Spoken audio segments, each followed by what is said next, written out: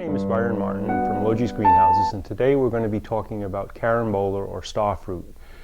Specifically talking about what to do at this time of year. Presently we're in the first week of March, and our plants, which are in warm greenhouses, are starting to flush growth and beginning to flower. So right now at this time of year there's a need for pruning and repotting if necessary. We grow 2 cultivars of starfruit or carambola here at Logee's, which are well adapted to container culture. And although there are many starfruit and very delicious varieties in the market and in the trade, also grown as outdoor specimens in tropical areas, most of them don't produce very well in containers.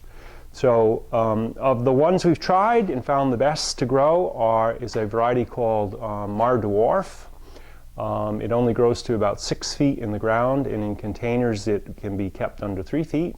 And right here we have a variety called Dwarf Hawaiian, which can also be kept quite low. And in our work with them, we found that these 2 varieties fruit prolifically during the summertime, whereas if you took a standard one like Suri Kabangan, you may get some fruit off of it. They'd have to be much larger trees, and yet the productivity wouldn't be quite as great. Starfruit are in the Oxalis family, and here we have a young grafted seedling that is on its way. And this plant right here is less than a year old from its graft.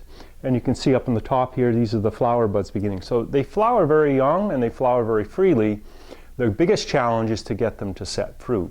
And in managing them, there has to be a cycle of pruning to contain them.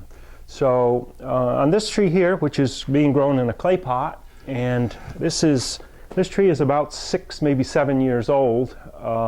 If it actually was in the ground, it would be much higher, but if you look at the structure of this, you can see that we've done some pruning periodically here to kind of head things back. Another thing you can look at is that's very important in understanding the pruning process is where do the buds and flowers form. So here's a branch with a flower spike coming out, coming halfway up the stem. I mean, down in the back here we've got I don't know if we can see it or not, but we've got a lead coming out, and we've also have a bud forming way back down on this very, very woody stem right here. There's a flower bud right there on this woody stem. So basically the fruiting cycle of the starfruit, it forms all over the plant. Not necessarily on new growth, but it can form like right there, there's some buds coming out on not on the tip, but on the firm growth that is just formed. So when you're looking at how the plant fruits, it can fruit way in on the older wood, and it can also fruit out on the younger wood, which is an advantage in containing the plant, because many plants, they'll only flower on the flush of new growth. Citrus would be an example of that.